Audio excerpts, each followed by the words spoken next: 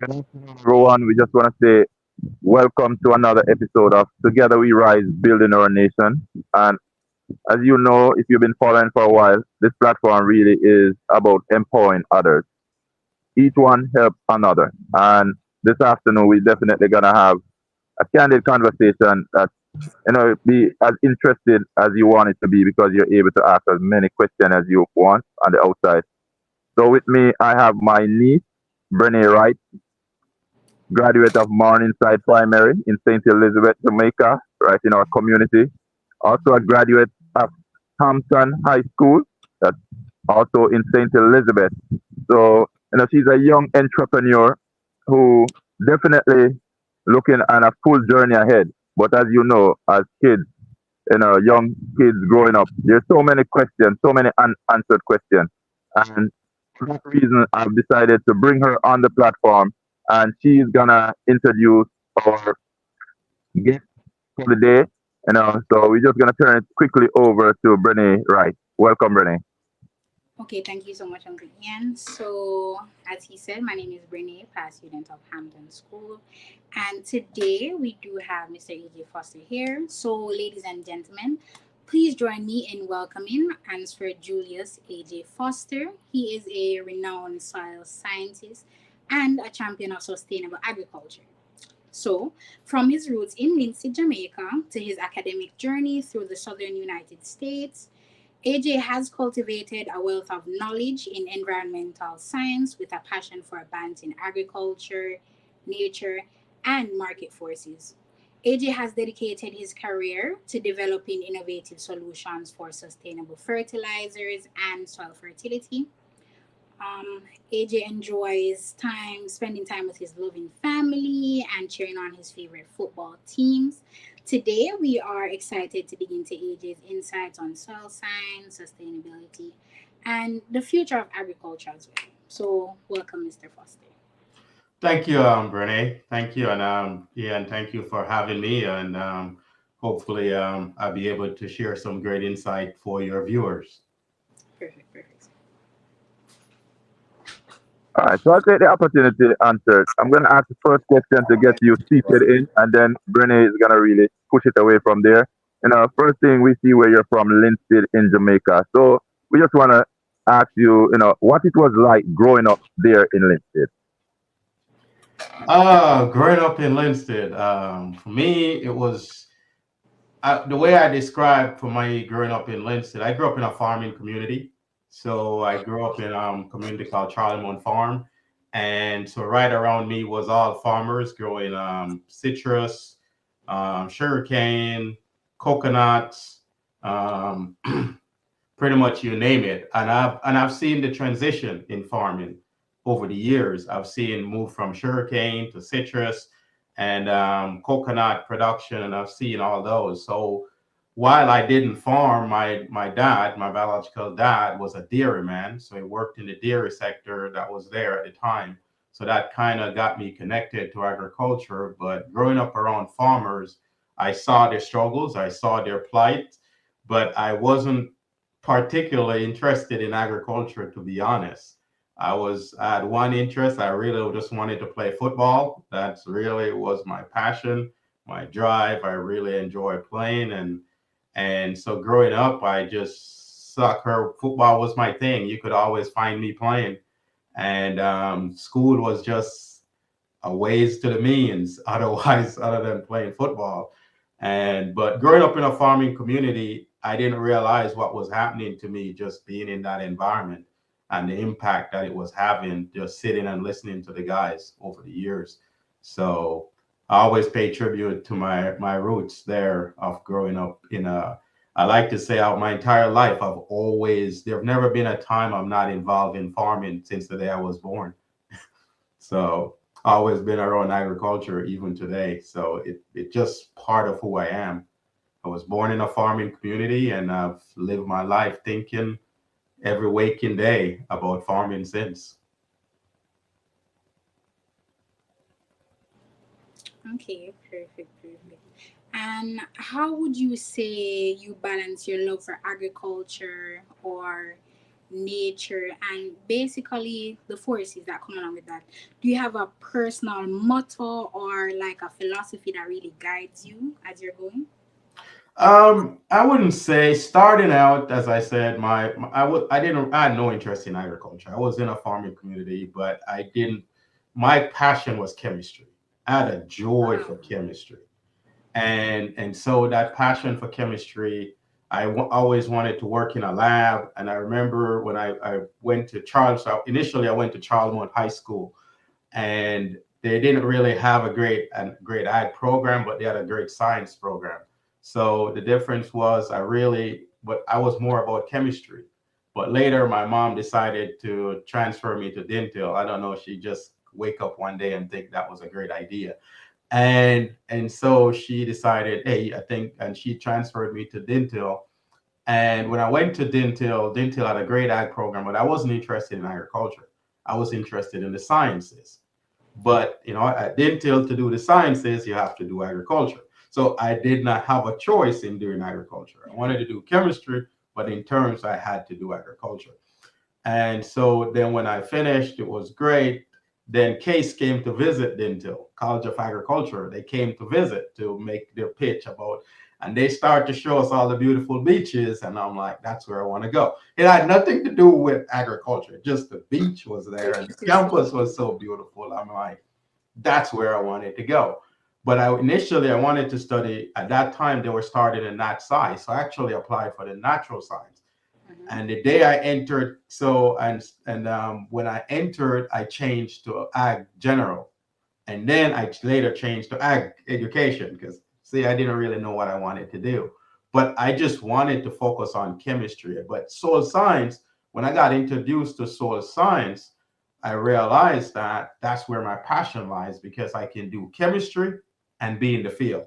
I don't have to be in the lab. I can do chemistry and being in the field.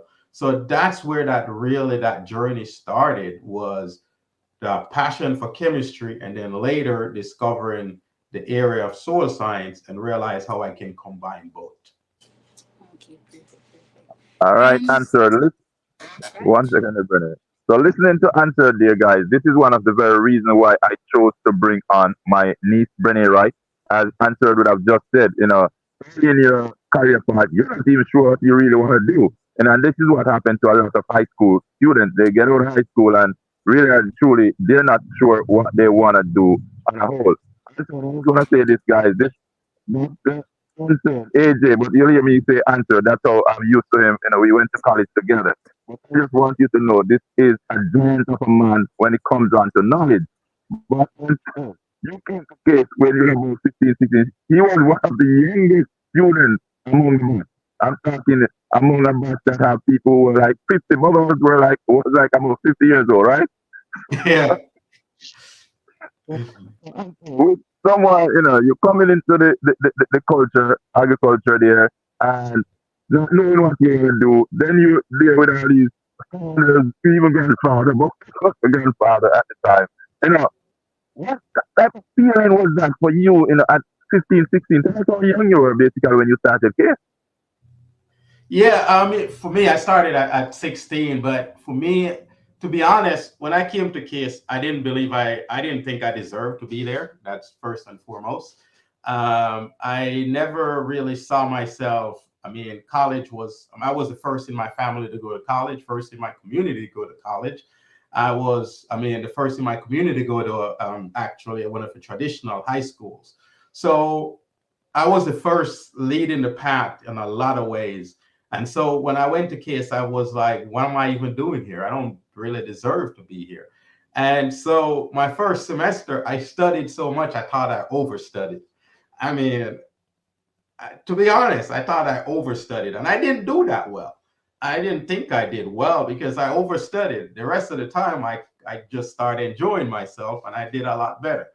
But it was the sense that I didn't really feel like I belonged, and I had to prove to myself that I belonged there, and I had to put in the work.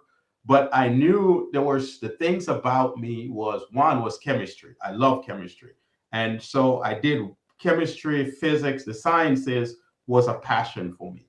And so for me, those classes I always enjoyed, and so at Case, that really was where I kind of find myself, was in those classes and stuff like that. And then later on, the classes like soil science. But for me, the joy of Case was the people, not my fellow classmate. That's really where my inspiration came from. It wasn't. I always have the sense that the type of people that showed a lot of belief in me when I was at Case, and stuff like that. My classmates were what the main thing I take away from Case was more the people, and really my having that strong bond with a lot of my classmates, which inspired me. And I tell young people this a lot of times when we talk about college and going to college. Going to college is not always about the academic experience, but it's also about the relational experience with the people you meet. You get to meet people from different walks of life. You get to see different levels of brilliance, in other words. You see, a lot of times, a lot of people would say to me, well, you were a smart guy. And I said, no, there was other guys there that was far smarter than me. The difference is I had to put in the work. I studied a lot. I spent a lot of time in the library. There were other guys that they didn't do that, but they accomplished great results with less effort. So the difference is it's really gives you a gear to see different personalities, different ways of accomplishing things, and it allows you, it gives you different tools that helps you later on in life to build relationships, different types of relationship, different types of people. So college is not just the full academic aspect, but those relational aspect comes, and that improves you and prepares you in the work world. Because when you get into the work world, your success is not depend always on what you know, but it's how you build relationships. And your ability to build relationships with people of vast different background, totally different from you, becomes a very valued strength later on in your career. Definitely. And continuing on, you know, being able to study and all of that throughout college, how would you say you balance this? You like your social life and school or college as well? How are you able to maneuver both of that going through college? For me, later on, after, I mean, as I said, one of the things was when I was at Case, I never felt I belonged there. I just felt college was not for me. But then I had a friend, and I always give her credit, Tanika O'Connor Denny. She was somebody who saw things in me and pushed me beyond my ability. She was the one who got me to want to go to college, go to LSU. She actually brought me the application and says, pretty much, I would like to say she put a gun to my head and says, fill it out. I mean, and so she saw something in me that I didn't see in myself and pushed me. And then later on, we got together at LSU, and it was there that I start to really see and develop my ability to balance and study, and as well as the same time social life and balance both. And so in that sense, what I developed a technique, the way I studied was I always read a lot. Always was an average reader, so I love to read. But in what I did when I go to class, I had this thing that I always read my notes every day. So every day when I leave class, I go sit and I spend an hour and I read my notes from the big first day of class to the day of that day. And every day I read it till eventually I realized just by doing that, I never have to study it because I'm always reading my notes every day. And you're keeping you're retaining this information in your brain as well. And so because I'm reading from start to finish every day. That So was I'm reading definitely it a great over and over. tactic. So that was a technique I used, and that helped me a whole lot during my college career. Okay, perfect. Answered. I'm gonna ask you because attending Case, we know the environment there was totally different at Case, and you talk about the beaches and wanted to go to Case because of the beaches. What role does that play in terms of the choice of a school based on its location, environmental situation? How does that help us as youngsters, choosing a career path, also in terms of choosing a high school or college that we want to attend? For me, for me in choosing where I went, after I finished, went to LSU. It was, that wasn't really that. I didn't choose that. Tanika was the one who had all those schools and brought it to me. I wasn't thinking in that line, and I like to tell people I wasn't thinking that far ahead. I wasn't thinking going master's, PhD until I got into it, and then I realized what was available to me, and what I was capable of doing, and I just kept going. But in terms of what I advise people is a lot of times is at the undergraduate level, because undergraduate degree is an awarded degree. So that degree is based on you complete certain amount of coursework and you make a certain grade and you get a degree. That's what a bachelor is, an awarded degree. It's awarded based on so you got 100, and most time now it's what, 125 hours to 130 hours to get a bachelor's degree. So you need to take 125 hours to 130 and you graduate with above a C average and you get your degree. That's an awarded degree.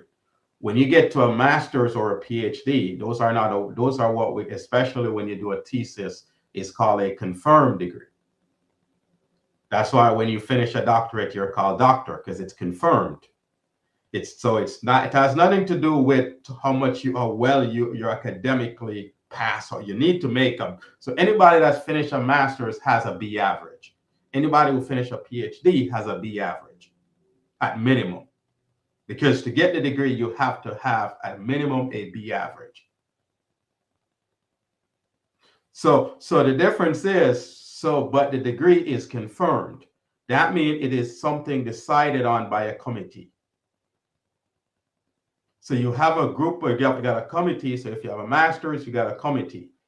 Unless it's a what non-thesis master's, which is an awarded degree again, because it's based on accomplishing, taking 36 hours, making a certain and making a B average, and you get a degree. When you have a thesis or a dissertation, it's weighted based on the quality of that, and it's based on your committee that decides whether or not that degree will be confirmed. And so that's why if you go to a graduation, it will talk master's or PhD, you'll hear a confirmed degree. It's confirmed upon you. Okay. Thanks for letting us know that. I think that I'm learning. I'm definitely learning something new here because that is something I didn't know. So, thanks for kind of letting everybody see how that works, your PhD or your master's. So that's why you call them, when you get your PhD, deservingly doctor, because it's a confirmed title now. Right. Okay, that makes a lot of sense. My next question: what would you say were some of the hardships that you faced? Going through college or just in your regular day-to-day life. What are some of the challenges that you faced, and how did you overcome them? Well, for me, I think, to be honest, most of it, other than in the early parts going to case, my parents had to try to find money to pay. And but eventually got scholarships and got a scholarship that got me to LSU. And at LSU, I got many scholarships. And but it was not until when I was working on my PhD that I faced the biggest challenge ever in my life that pretty much kind of transformed my life. So I was at Mississippi State and I spent 5 years. Pretty much was at the point I was done, written my dissertation, but my advisor at this point decided he doesn't want to read my dissertation. So I found myself in a predicament there where when you have an advisor who says he doesn't want to read your dissertation or whenever, and so you're not getting any feedback or anything, And so eventually that led to me transferring or leaving Mississippi State and going to Oklahoma State, where I actually got my doctoral degree from Oklahoma State. But so that was during that time was one of the biggest challenge of my life, because for me, most of my life, I always believe I could outwork any situation. If there's a challenge, I could study harder, I could put in more work. But then when you're faced with a situation where, again, it wasn't how hard I work, my advisor makes a decision and that's it.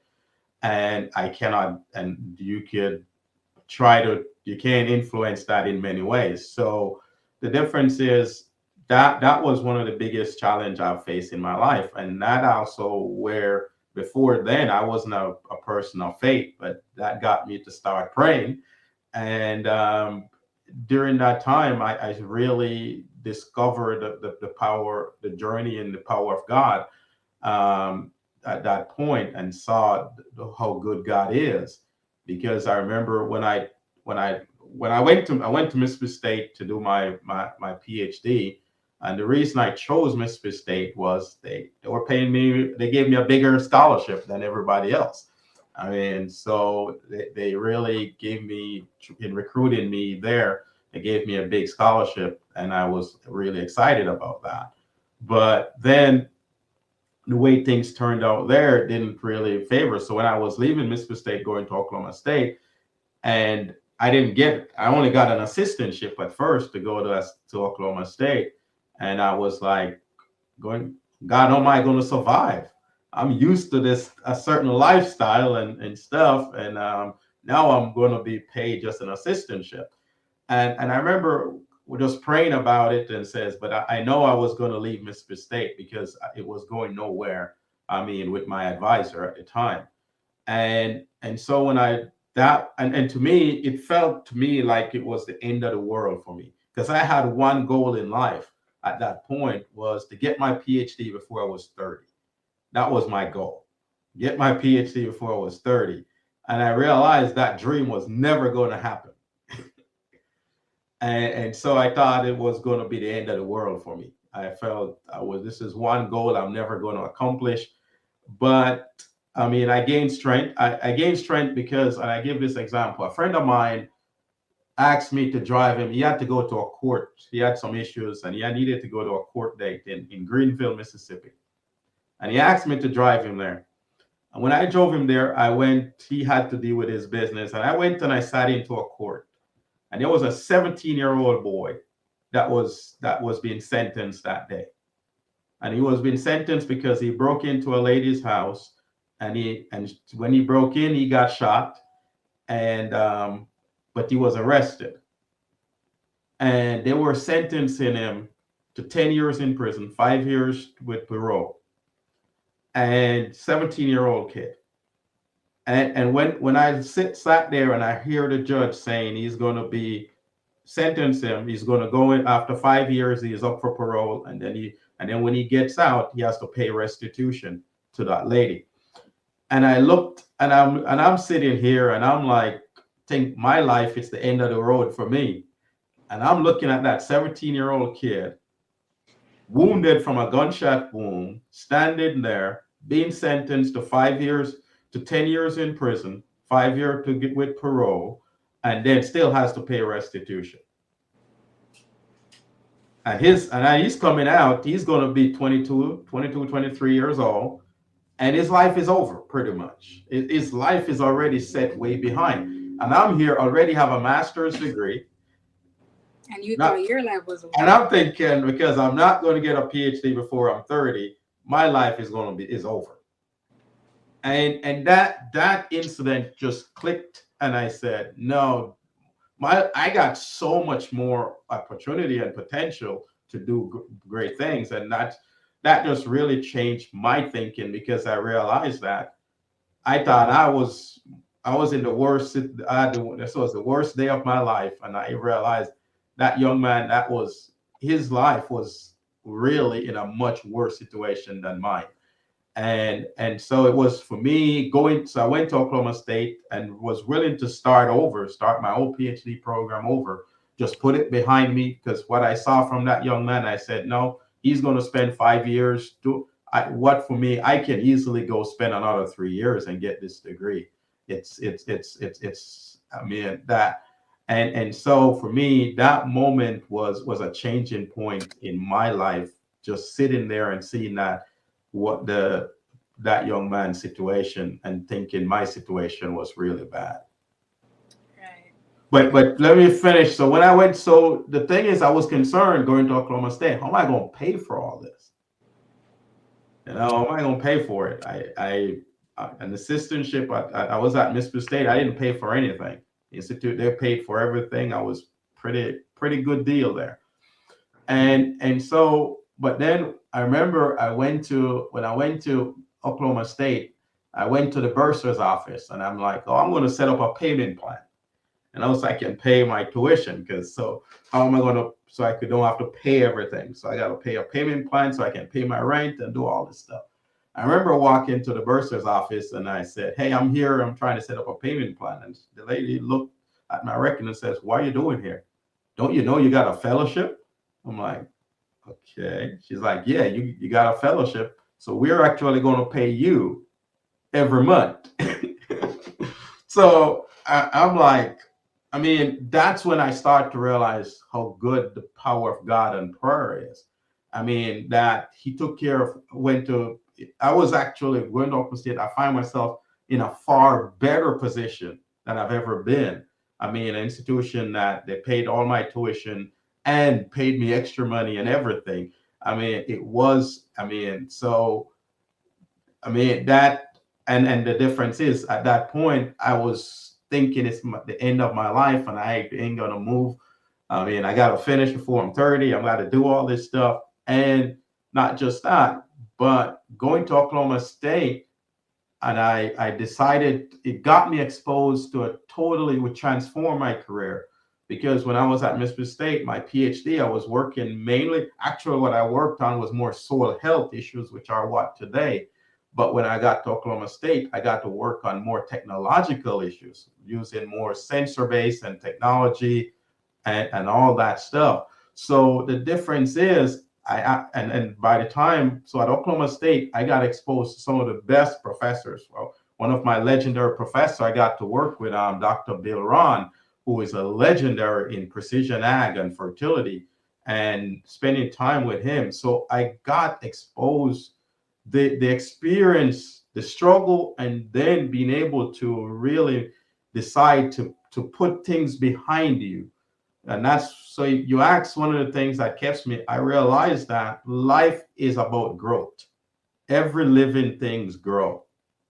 The only time you stop growing is if you're dead. Every living thing is always growing.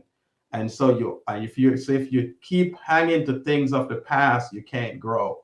And so the difference is, the moment I was willing to let go and focus on growing, I saw myself grow. And so, and all the things was provided for me to grow.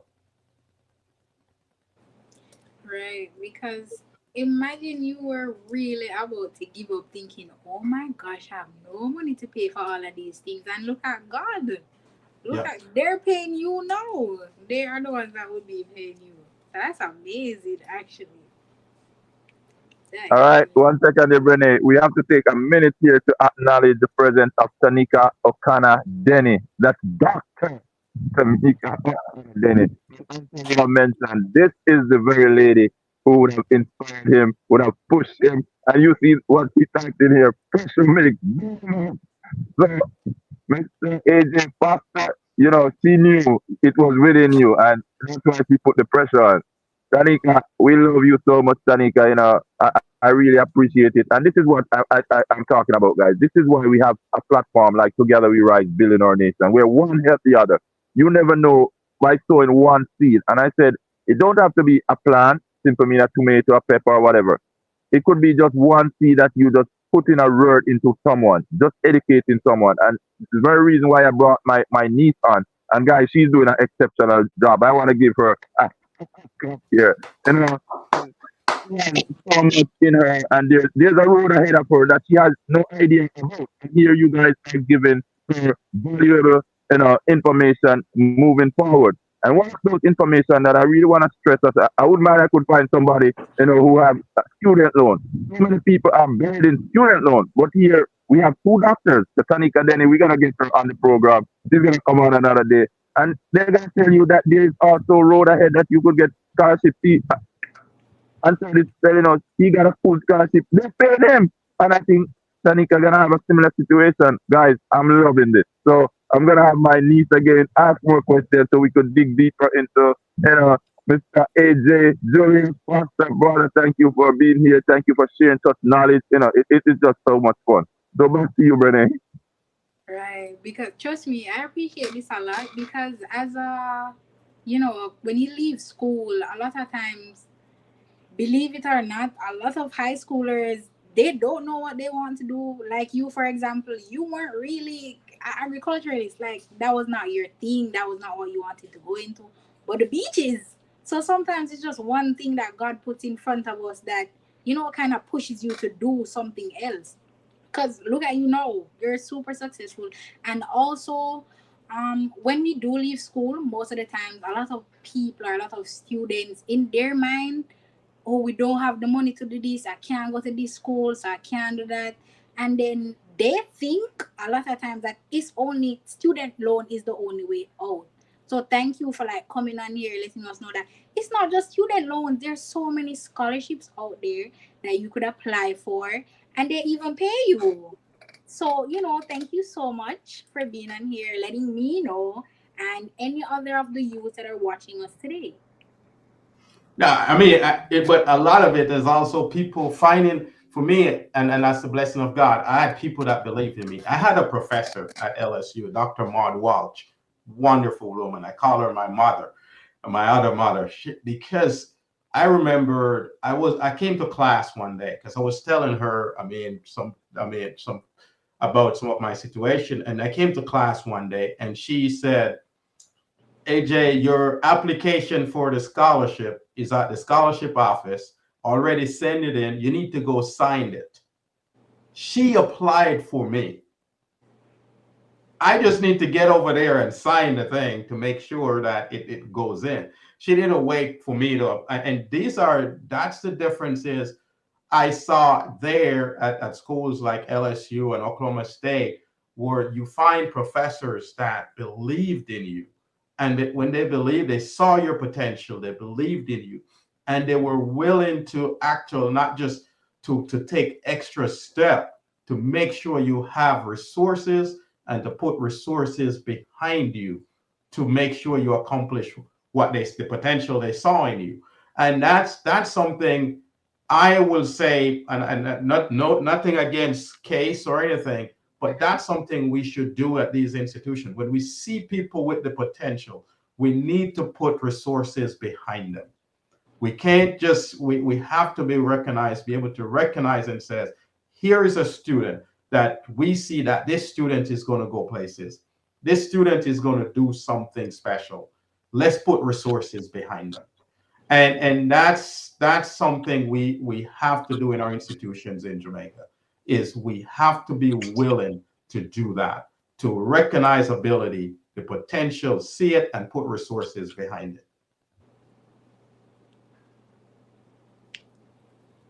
Again, we just want to say shout out to Robert Smith, another of our batchmates coming on here. Robert, me and you guys, we go far away, my classmates, and that is one of the things that help us through college there, Anserd. All of us, as students, we basically pull force together. That was teamwork that helped us through college. It was a rough period. I think our batch was one of the biggest batch that ever entered the College of Agriculture. And going in there, they were ready to ask us before we even got started. Yeah. We were fully matriculated, and they wanted to get us out. And it was not just going to class, guys. We were going to farm. We had farm to do before class, and sometimes during the afternoon, we have to be at farm practice. And really and truly, I think as Tanika would have said, pressure makes diamond, and that pressure that we went under really had showed us that we had much more within us, than we knew, and just the pressure to survive case was enough. So thank you guys for coming on here and just share.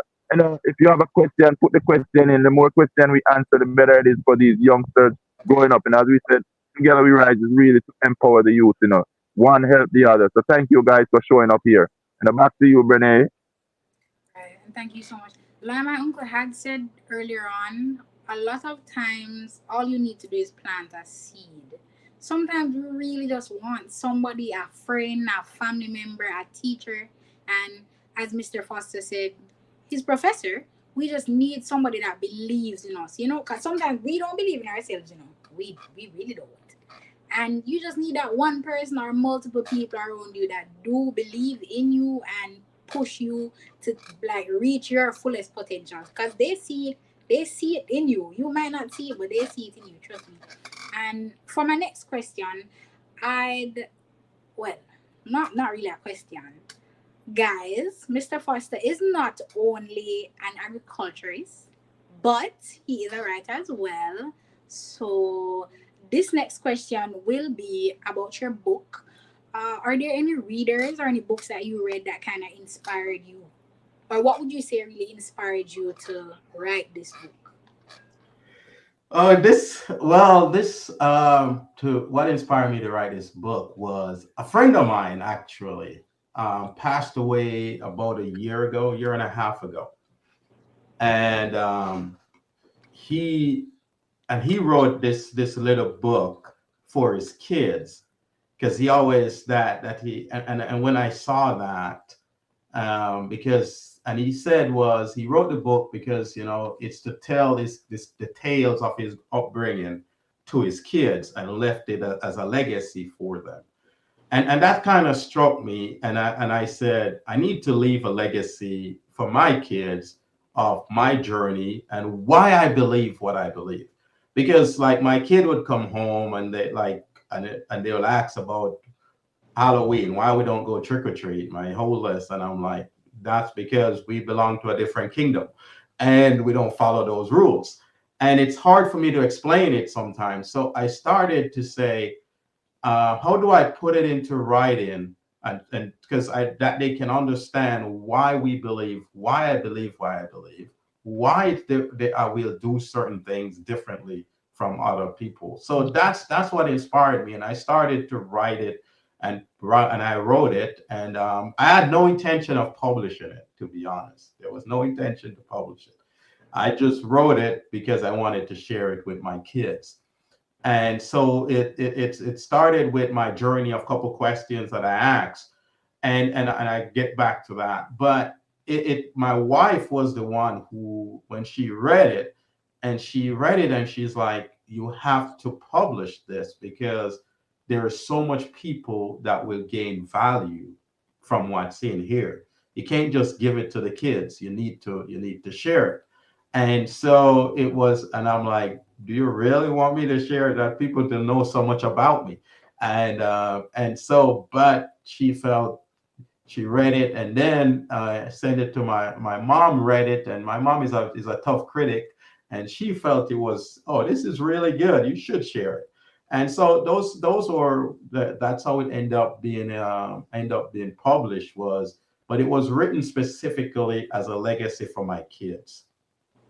Wow. And see, once again, all you do need is someone who pushes you. You just need someone to believe in you. 'Cause look at this. Also, you could give us the title of your Yes. book So and tell I'll us where we can find it to purchase it. So the title is Divine Pathway Unveiling Eternal Principles. And it can be found on Amazon. Pretty much you can, but a big part of that book, and I want to share this with because I think a lot of kids would benefit. So for me, I grew up in the church. I grew up going to church from my mom takes us to church all the time. We're going to church all ever since I was a kid. But when my mom has a rule, when you're 15, 16, she no longer she gives you the freedom to decide whether you want to go to church or not. That's your decision. She's not stopped going, but it's your decision. She's going to do what she does, but she allows you to, when you at that time, to make your own decision. She ain't going to force you, but she goes to her church every Sunday and you can make your own decision. But so when I was 15, 16, And I went to church and I asked them, why should I believe? Why should I believe this thing? And they gave me the explanation that if you don't believe and there is a God and you die, and and then it turns out there is a God, then you have lost everything. If there is no God, and I'm like, that makes no sense to me. That makes absolutely no sense to me. I don't believe, and so I just walked away. So I really didn't. So most of my years I would visit church, but never really had much interest, because they never answered my question, which I realized a lot of young people are the same, because they have lots of questions. They're asking a lot of these questions and the church is not able to answer. And so they're like, why should I go there? They're not answering any of my questions. And so that's where I found myself. I was like, they're not answering my question, so might as well I just live my life. I mean, because they're just telling me stuff, but they're not answering any questions that I have. And so, but then when I start working in Missouri, I left LSU and I was working in Missouri, and I had nothing to do because none of my friends are there. I'm by myself. So there was a church next door. So I'm like, might as well I go to church. I ain't got nothing to do, right? And so I went to the church. And when I went to the church, it was an all-white church. I walked in, sat at the back, and nobody even greeted or paid attention. Might as well I wasn't there. So I was like, okay, it's probably because I came late. They didn't really, it's because this is a church. This is the house of God. This is not what I'm used to. So I came back the next Sunday, but this time I make sure I was early. Same result. So at that point, I started asking more questions.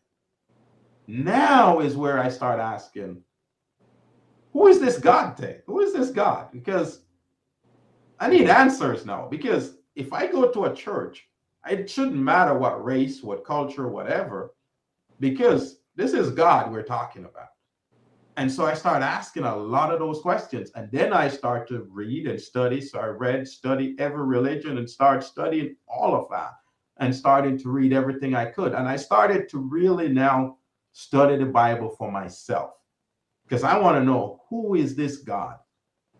Because if this is how the church behaves, then there's something wrong here with the God.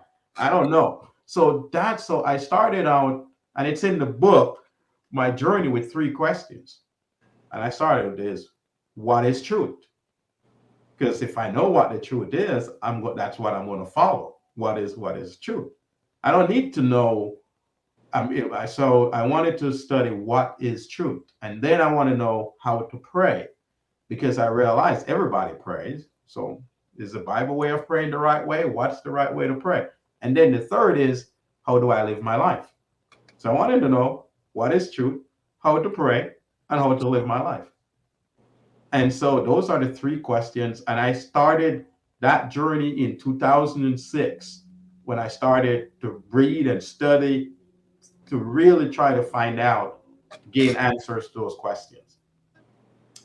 What is truth? When I start to study to figure truth, it's outlined in my book, is that truth I've come to realize truth can only be a person or a place. Okay. If you think of it this way, if I bring somebody else to you and introduce that person and says, this is Taniko Kanadeni. If you know Taniko Kanadeni, you're going to say, that's not Taniko Kanadeni. If the truth has to be a person, because so now you cannot deny this being a person. I can't take you to Chicago and tell you it's New York City. So you can see the truth. Those are confirmation of truth. So when you read the Bible, the Old Testament started with a place, a land. The New Testament started with a person.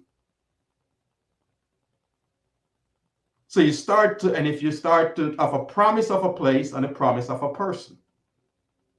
So when I start to really look into the truth of it, to realize the truth has to do with a person, a place.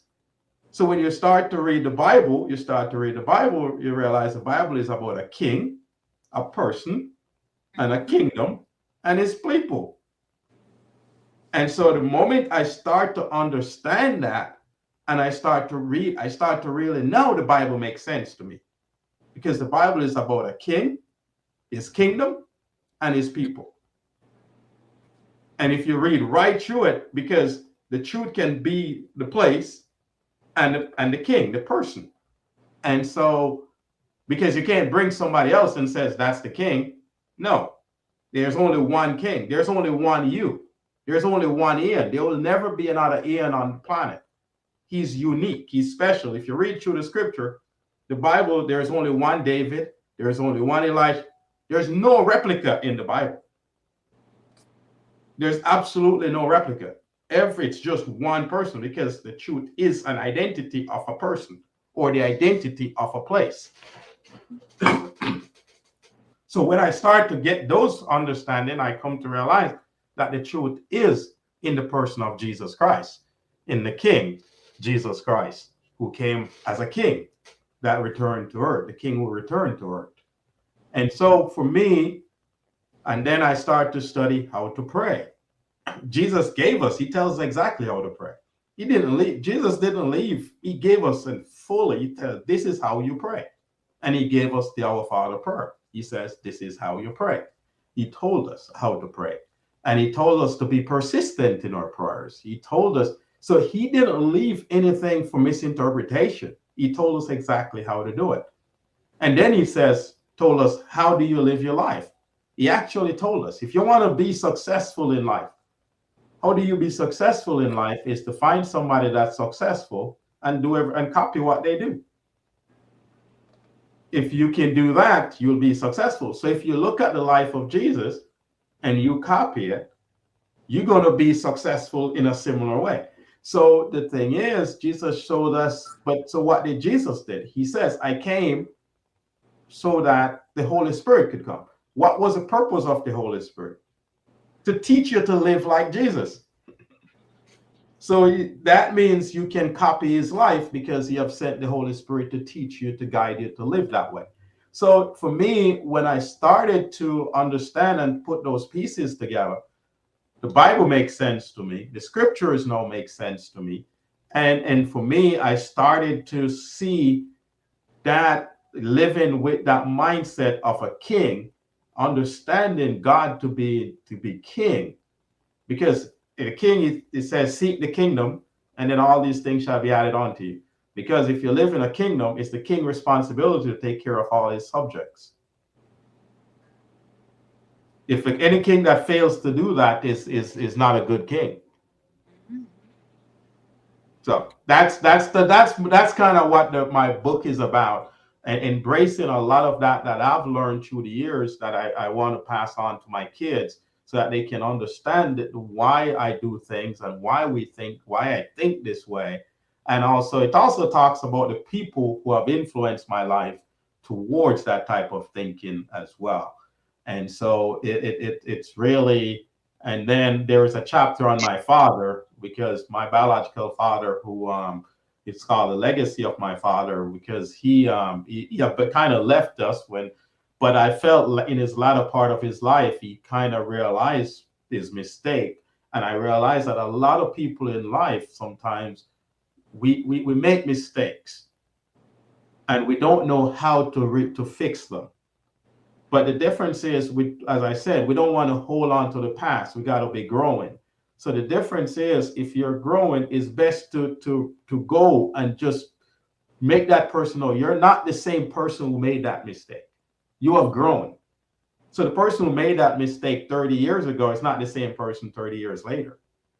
So the difference is, you want to introduce that person now to the new you and show them what the new person is. And you do whatever it is to reconcile, so that that person can really come to understanding of the new person, not the person who made the mistake. Because you want that person to forget that mistake and get to know the new person. And I think the latter part of my dad's life, he tried to do that. He tried to reconcile by showing that he has grown and that he was a different person. And so to me, I come to understand that, and really I'm saddened because of my dad is no longer with us, and I wish he was still with us. I mean, that we could continue with it, developing our relationship over time, but is just unfortunate. But for people who have time, you want to make those reconciliation, because you just don't, you want to always be remembered for the person, the growth, and not for the mistakes. Right, because people can always change. People can always change. Well, we like to say growth because people don't like change. Well, that is true. So growth, we do Yeah, need growth. people, and if you think of it, it's natural. It's natural that you grow. I mean, because every living thing is always growing. Nothing is, so the difference is, and every experience is compounded. So if you look at life, life is on a continuum. Okay, if you see life, you see your life on a continuum from the day you were born till the day you die. It's on a continuum. You can't go back. You can't resaw sawdust. You can't go back and capture milks that's already spilled. It's you can't change what has already passed. You only can always impact where your future is going. But the difference is everything in life is predictable. Success is predictable. If I can tell, you can tell if you're going to be successful based on what you're doing now. Because what you're doing now is compounded for what's going to be happening in the future. So every decision you make is compounded towards the future. So if you keep making bad decisions, it's going to compound and you're going to see moving down further, things get worse and worse. You're making good decisions, they're going to compound, and you're going to start to see better and better results. It's like, as they say, it's like a mortgage. Your decisions are like mortgage. It's so the difference is, where are you going to pay the interest at some point? So the difference is we always have to see life, that life occurs on a continuum, and you're not going to change what has already gone. But what you can do is focus on the decisions you're making now, knowing that those decisions will compound to impact you in the future. And so it's a lot of times we're not thinking, but the goal in life is always to have the end in mind. So when you're thinking of your life, you're thinking 80 years. I got 80 years to live. The Bible tells you that a wise man numbereth his days. Why is that? You number your days. You already know I got 80 years to live. How do I want that 80 years, at the 80th day, or when I'm 80 years old, how do I want it to look? What do I want people to say about me? You already have to have that in your mind. And then you live your life to accomplish that. Right. How exactly do you want people to remember you? Also, what would you say, or what would you hope that your readers would take away from your book, both in terms of its story or its underlying messages? For me, what the main thing I want readers to take away from it is to see how a single incident can spark and change your life. I mean, because sometimes, and you have to stop when an incident has an impact on you, you got to stop and ask why. So if something, if you're, because there are certain things that will happen that it didn't even phase you, but then there are other things, simple things, and it irritates you, and you got to ask yourself why. Why is it? Why this thing and why not this thing? And so the difference is we always have to be self-evaluating and understand how simple incidents can transform our lives. Because I believe that incident of walking into that church that Sunday, God wanted me to do that because the impact it had on me forced me to stop and think. And so sometimes the difference is we want to pay attention to those little incidents in our lives that will trigger things about us, that we have to start asking ourselves questions. Why is this? Because one of the things I've come to learn, and I could be, a lot of people probably will disagree, but is that God, to me, God is unknowable. God is vast and he's unknowable. But in seeking to know God, you actually know yourself. What God really wants you to know is who you are and why you're here and the purpose that he has you for. And so you can walk in your full destiny of why he created you. But in doing that, you have to seek after him. But knowing that he's still unknowable to you because he's God. Your brain, you're finite in your thinking. There's limitation to your thinking. But the difference is by seeking him, it's more like, as the Bible says, it's like a mirror. It allows you to see who you are. And the goal in life is for you to find out who you are, why you're here, to fulfill your destiny and your purpose. That's the reason you're here, is to fulfill your destiny and purpose of what God put you here to do. And I believe by seeking and searching for God and allowing yourself to realize that God is unknowable, he's vast, and you're going to see that. And sometimes that's where you have differences, because Ian's view maybe of God may be different from me, but it's okay. The difference is, as because at the end of the day, is he finding and becoming the thing that God intended for him to do, making a transformative difference in the world. That's really what it comes down to us collectively making a difference and transforming lives and making the world, bringing people into a kingdom mindset, where in a kingdom mindset, it's not about possession, but it's more about access. You see, most of us, we're taught to think of what do I own, but in a kingdom mindset, it's about access, because the king owns everything. And so the difference is are we moving into that type of mindset where we see the world as a place that's beneficial for everyone, and everyone having access to resources so that they can fulfill their potential. Okay, perfect. And as a devoted follower of Christ, how do you see your faith influencing your approach to environmental stewardship or sustainability? How do they go hand in hand together? For me, because I'm a firm believer that you make decision to the level of knowledge you have. So whatever decision you're going to make is based on the knowledge you have at that time. So it's so important that you continually learn and grow. And so for me, it's about learning and growing up and learning about the environment to make the best decision to the knowledge that we have, as well as to better understand how nature works and try to make sure that our decision, because bear in mind, nature runs on automatic. Nature is automatic. And what we're called here to do is to be managers. You see, the Bible says in Genesis that God would not let it rain. Why? Why won't let it rain? Because there was no man to manage the ground. So what God is about is management. He tells the story of the talents and the managers. So the difference is what God wants us to do, and God blesses when you're a good steward and manager of the resources.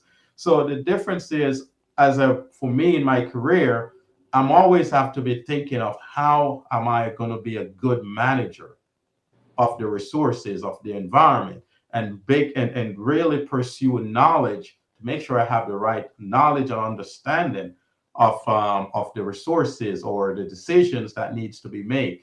And in making decision, it's always, does everybody wins? If I'm the only one winning, it's not going to be a great decision. But the decision is, how does everybody wins? How do I make sure that everybody is winning? So in my line of work, we're manufacturing fertilizers. We're selling it through distribution channels. We're working with retailers and farmers. How does everybody that touches that product wins? I don't want anybody that's touching that product should be losing. Because if anywhere along that chain somebody is losing, it means my product is eventually going to fail. So the difference is, the goal is, how does, in every situation that you have to stop and make sure that everybody that touches it or uses it is winning. they're getting the benefit and the value that needed. So that and so that's kind of the way I approach it.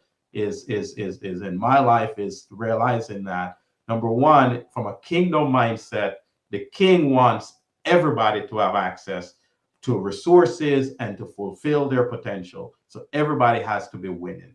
And so that's really my from being having that kingdom mindset.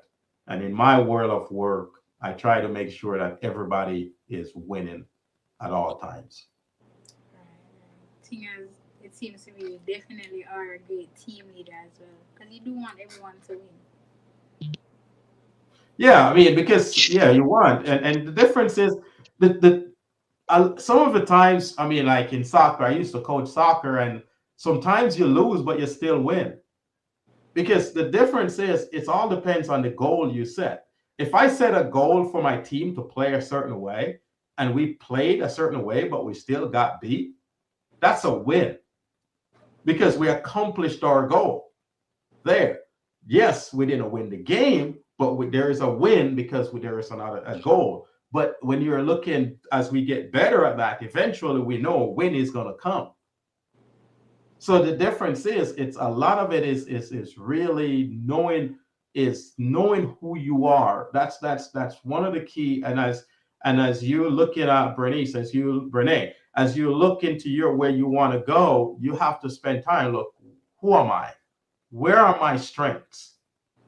You see, for me, I started my career knowing chemistry was my strength. I'm not a chemist, but chemistry is still my strength today. But I do soil science. I work in fertilizers, and I use chemistry every day because that's always been my strength. That's always been my passion. But the difference is, I'm not in a lab mixing up chemistry and doing stuff, but I do chemistry, my passion, every single day. And so the difference is really coming to that understanding of where, because your passion is going to drive you. So you got to realize where your passion is at. I have a passion for chemistry. I have a passion for reading. My wife likes to joke and say, if you want to hide something from me, don't put it in a book, because I'm going to find it. Because my goal most times, I'm reading at least 10, 15 books a year. So it's really, really about that, and that is strictly because of a passion, a desire for knowledge. I just always have thirst for knowledge, want to know, want to gain insights into asking questions. Always ask questions. Always ask questions. I tell people this, when you study the life of Jesus, I always find something fascinating about Jesus. Okay? You hear the story of doubting Thomas. Thomas who doubted. And says that the other disciples, the other 10, they saw Jesus, and Jesus was risen from the dead. And they come to Thomas and says, Thomas, we saw the Savior and he's risen. And Thomas says, I don't believe you guys. Unless I see him and touch his nail print and everything, I ain't believing. But what did Jesus do? You see, that's the issue I had with church. Church makes it looks like it's hard to ask questions. Well, we should ask questions. Thomas was doubting, but what did Jesus do? Jesus showed up and said, Thomas, touch. That means Jesus himself wants you to ask the questions. He's okay with you having doubts. It's okay, because if you have the doubts and you ask the questions, he will give you the answers. So the difference is, don't be scared to have the questions and have the doubts. The difference is to seek for answers. And the difference is, what we've been told most times is, oh, you don't need to ask those questions. You don't need to ask those questions. You don't need to ask why this. If God is, no, God himself wants you to ask those questions. He showed us with how he dealt with Thomas, that he wants us to ask those questions. He wants us to have our doubts, and he wants us to ask questions to get the and he himself will give us those answers. or he'll send somebody to give you those answers. So one of the things I would for you is don't ever be scared to ask. You got to ask questions. Yeah, I think that's definitely a major problem currently now in a lot of churches. A lot of people are scared to ask questions, or they don't necessarily want to be in church because they're not getting the answers that we think we require, right? Because if I'm coming to church, I'm like, why should I believe in God? You know, what evidence is there to believe in God? And they don't answer these questions for you. Trust me, a lot of people want to be in church, or they want to go to church, but they just want to find maybe the right pastor there, or even the right person there in church who is willing to answer all these questions that they do have. No, I totally agree with you. And that's, to me, that's where the church is failing, because they're not answering. And that's where the younger generation, they have questions and they're not getting those questions answered.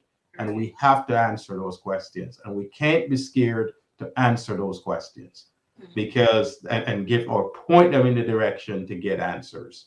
Because when we're telling them that, oh, you shouldn't be asking those questions, or there's you should just believe. Yeah, and you're gonna be like, should I just believe? Or because the thing is, I believe that it's gonna be the level of knowledge I have. So the difference is, the more knowledge I have of, that's why for me, I have the view of the Bible of a king, a kingdom. And I spend all my time studying. I was telling Ian yesterday, I'm studying Egyptian kingdom. Why am I studying Egyptian kingdom? Because I want to understand kings and kingdom, how they work. And because if I don't, that gives me better insights into the scriptures, better insights into understanding. I want to study and learn more about how does a king, what's a king role, how a king function, how does he manage a kingdom? I need to understand these concepts. So the difference is constantly asking questions and constantly finding. And as the more questions you ask, the more you get answers, and have more questions and more questions. So the quest never ends. Because there is something always, there's always something out there to learn, more information to gain. Yes, because you're growing, and you got to grow, and you ask more and more questions. Okay. Leaving the next question to my uncle. If you do have any questions. I was just sitting back here really enjoying this conversation, Dr. Foster. It's really, going deep. We probably didn't plan on going this deep, but this is the thing when you ask questions. And I just want to say I'm very much proud of my my niece here. She's asking some really solid questions. And I also want to say to the audience, you guys could also ask questions if you're out there and you're part of this program. You can ask questions, and this is the reason why we actually come up with this platform. Together we rise, building our nation. As it's a win-win-win. Everybody should win, And as I say, it's you mentioned earlier, Dr. Foster, about following the right principle. If you want to win, then in the real world, for these nowadays kids, is more like of money.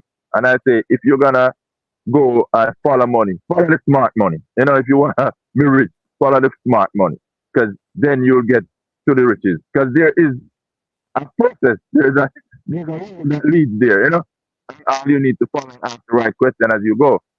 So for my niece here, I really am happy for the insight that you have shared here.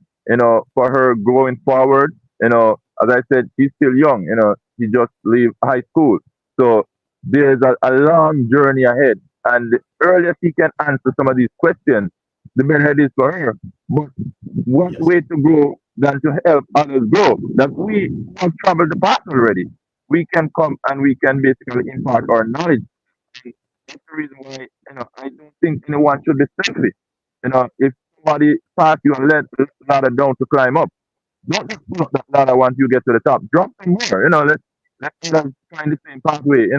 Unto their success. And this is really a very interesting afternoon. 'Cause you have touched a lot of areas, and you have given a lot of us some strength, even with the spiritual side of it, the king and the kingdom, and you trying to find yourself, trying to find answers, and sometimes we have to dig for ourselves too, because some of the people that we're around, they're not forthcoming, and you gotta be also mindful of that situation. So you gotta search for yourself, and I'm very proud of you that you're reading up to 15 books a year. That is knowledge and power right there, guys. So, I think I need to do a little bit more of that.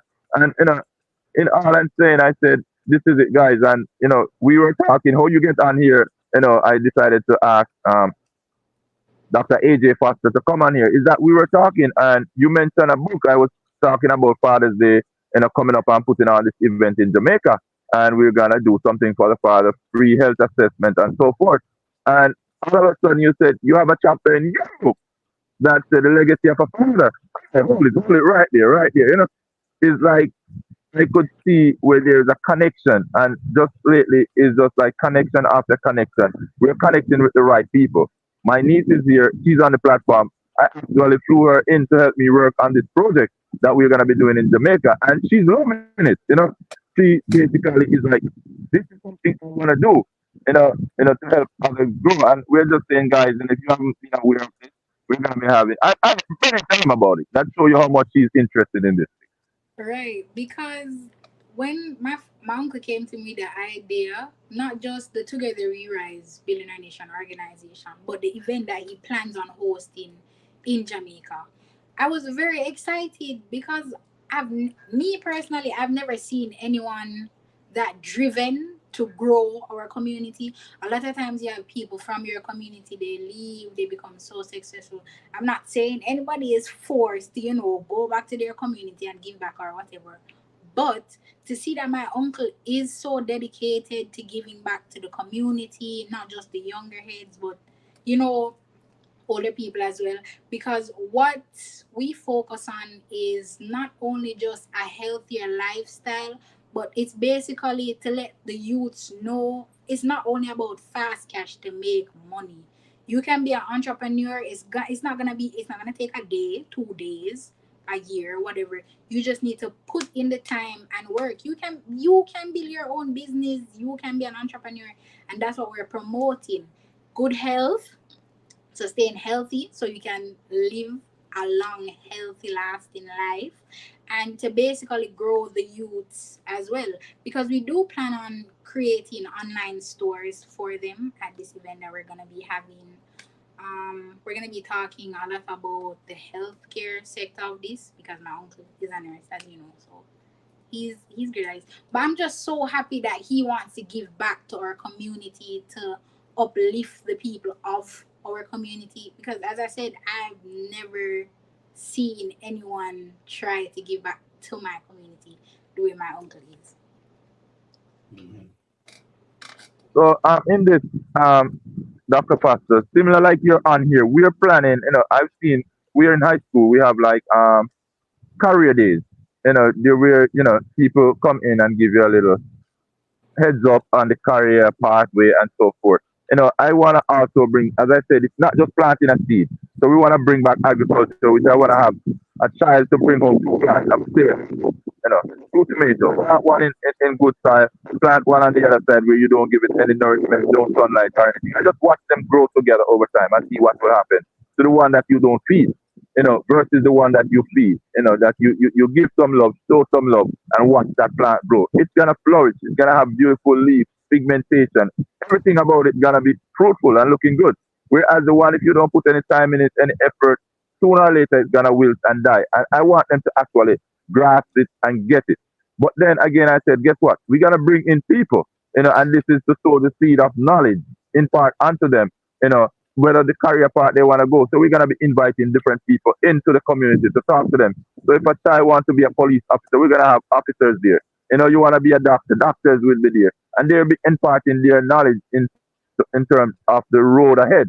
And this is just to empower the youth of my community, because I can tell you, and my niece can tell you, there's a lot of successful youngsters in the community, but we basically don't pass on our achievements. How did we get here? Whatever. And I think it's something that we need to do for the community and to build a community. And this is my venture. And I reach out to my friends. A lot of my friends will be there, on that day to impart what they're doing. And guys, if you didn't hear about it, this is the time that, if you have something that you think you can share that can better one community, just join force with us as we go. We're going to be doing more program like this. We're going to be bringing on the platform just as we do now. Bring on people who can empower somebody else. And that's it. I tell myself, if I can just empower one person, that showing that one seed make a big difference. I just look at this earlier, Tanika, the pressure that she put on you. Look at the person you are today. And it's just because of her just being there for you, that support person. And that's all we're looking for, guys. Let's help each other. One help the other, and trust me, you'll be surprised the world that we have. You know, Right. Because we'll be any having word? multiple inspiring stories on here, because realistically a lot of people, a lot of successful people will tell you it's easy to become this, it's easy to become that, it's easy to become successful. But a lot of times they're not giving you the realistic stories. Like, tell us the struggles that you went through. Tell us about the times you wanted to give up. As Mr. Foster said, he was gonna give up. He was gonna give us, like, I don't want money to pay for this, that. But he didn't. He persevered, he kept on, and look at how successful he currently is now. So we'll be having a lot more inspiring stories on here, realistic stories as well, with nothing but the truth on how he became successful, and others as well. And we do hope a lot of not just the youngsters that do plan on coming to this event that we'll be having. We want even people of older ages to realize it's never too late to achieve your dreams, never too late to accomplish anything at all that you put your mind to. You just need sometimes one person there to believe in you, or somebody to just tell you to keep going, keep persevering. You can get there. Yeah. Now, I just one last thing is you. And the other day, I was talking to a couple of students and one of the guys was talking about. He says he's about to finish up school, and he was like, "Well, I just want to get a job that pays me a lot of money." And I said to him, "You, the thing about life, you can make a lot of you can make a lot of money now, or you can make a lot of money later. You can choose, because the difference is a lot of times is just like I said, everything is compounded. Everything. So the difference is, if you look at your career, and if you study let's say you study even like you look at an Einstein, for example. When was Einstein? Einstein got awarded for his work many years later after he did that work. Was in his old age. Most people are actually paid for work they did when they were young, when they were a lot older. Because as you get older, you're paid for the experience, but most of the time that work is done when you were very young. But nobody recognized it at the time when you were young, because you were seen as being inexperienced. But the difference is most of your best work is actually done between that age of 20 to 30, 35. That's when you do most of your better work.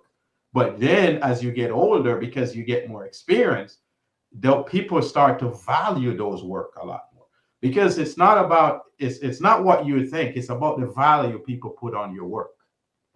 You may think you have done great work, but it's how much people is the value people put on it. And so the difference is, as you gain more experience over time and you become more renowned and people, the work becomes more valuable. But it's the work with most of the time you do that work, you're doing the same thing. You study the life of a lot of successful people, and you will realize that they're doing the things they did when they were young. But the difference is, over time, the value now is greater. And so the difference is, a lot of people just don't want to spend the time they want to be, because yes, we do see few people who have come and developed greater innovation that actually get to where it becomes successful at a pretty young age. But majority of people actually takes, on average, if you look at If you look at most people like in America that start businesses and do great in businesses, they're starting those businesses in their 50s. I mean, so the difference is, but a lot of those ideas actually started when they were young. So the difference is, but it's most innovative and new technology and stuff. It's not just about, I've come to learn, it's not just about, everybody think it's about developing something new, but it's hard. It's really, most times the biggest value comes from improving a process, not the bringing a new technology, but rather improving a current process. And so if we are changing, like if we and I think like me and Tanika was talking about, like you look in Jamaica, and I'm just going to give this example. You look in Jamaica, for example, and you look at in the agricultural space in Jamaica, for example, and you look at how is pricing set in Jamaica for agricultural produce. Who set the price? Is it the marketplace? Where is the price? Because when I was growing up as a little kid, and I remember I was raising goats, I had a lot of goats, and I just take them out, tie them somewhere, and then later on at Christmas, when I wanted to go to Grand Market, I was ready to sell them, a couple of them, and I just take them to the good butcher, and I told him how much I wanted for them. I had no idea how much they were worth. I just put a price on them because I didn't really have an investment in them other than my time to move and a rope and stuff. So what we find is there needs to be some structure organized in pricing and determine pricing of agricultural produce, especially if we're going to be a society that start to organize and where you have people that are in production practices. So that have bills and have to make a certain margin to stay in business. So there has to be some level of structure in the country that's regulated in some aspect that determine pricing. It cannot just be just anybody can just go decide. A guy on the street that has 5 cows just start to say, I'm going to sell it for this much. Because that's going to affect the guys who is making an investment on his margins and his ability to stay in business. So we have to really start to really look at the processes, not just the innovation, but of a product, but also we need to look at the processes that we have in place within agriculture, especially in Jamaica, and look at the processes and say, how can we improve these processes? How can we make these processes more efficient? And we'll see greater rewards from improving processes. So a lot of times it's for the young, it's not just to think about technology, improve physical product, but also look at processes around you and say, how can you improve those processes and make them more efficient?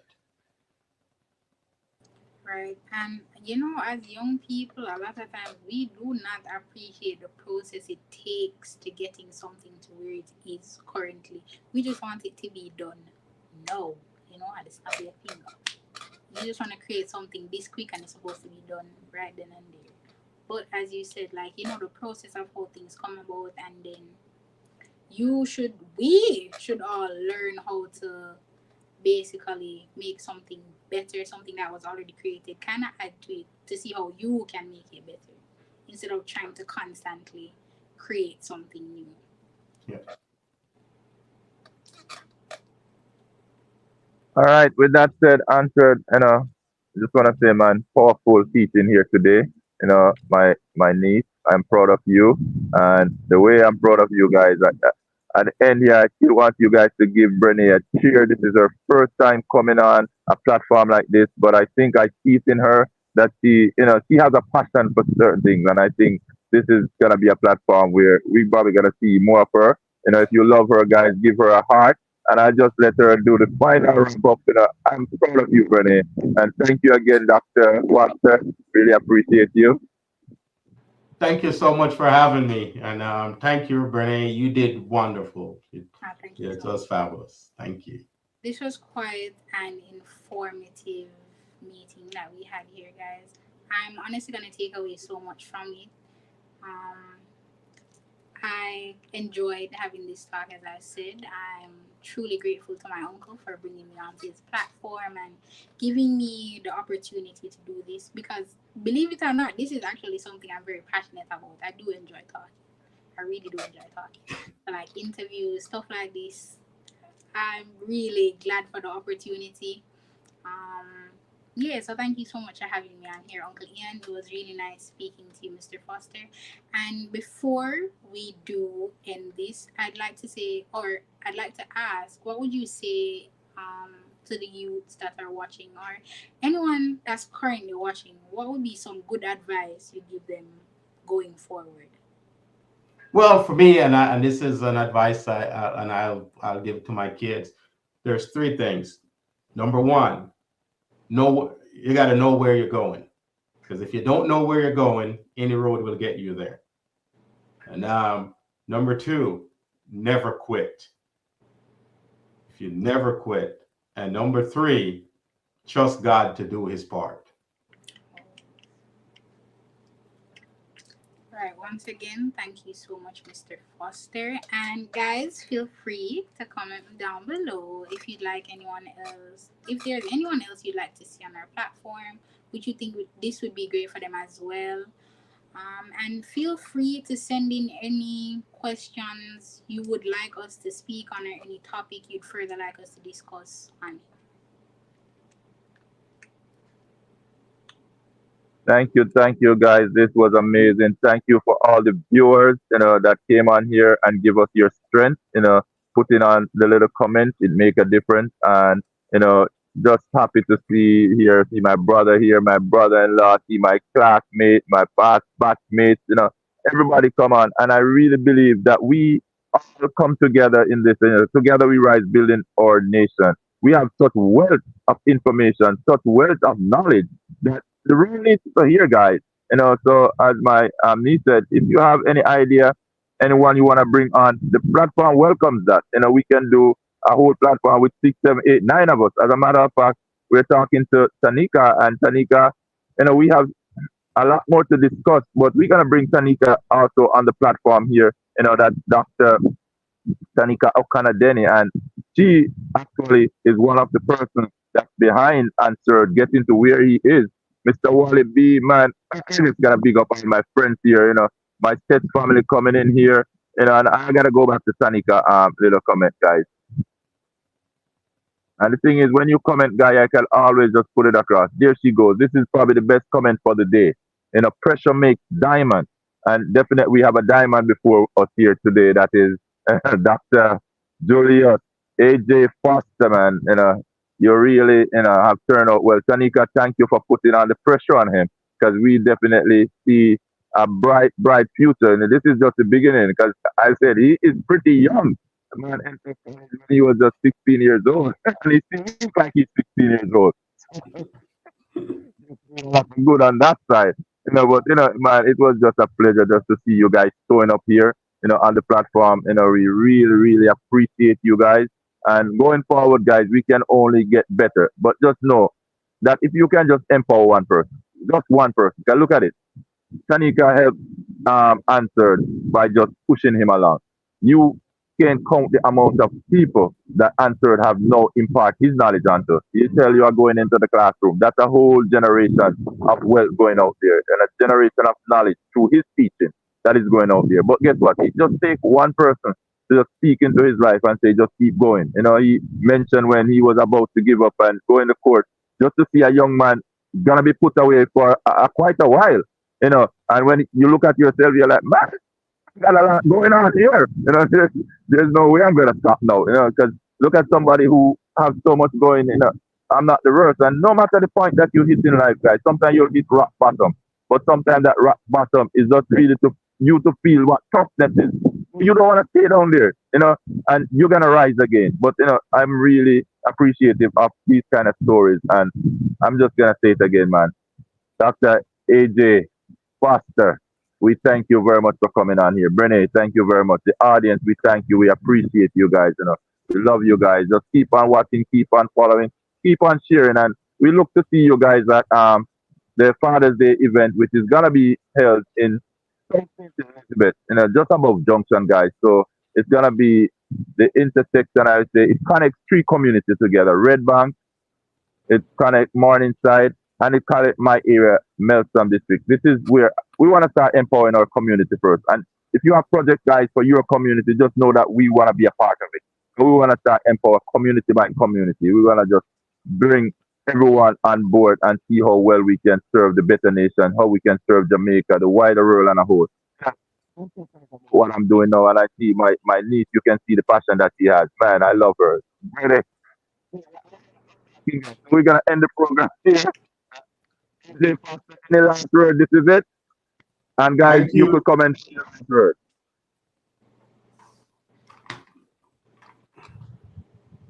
All right. Also, guys, this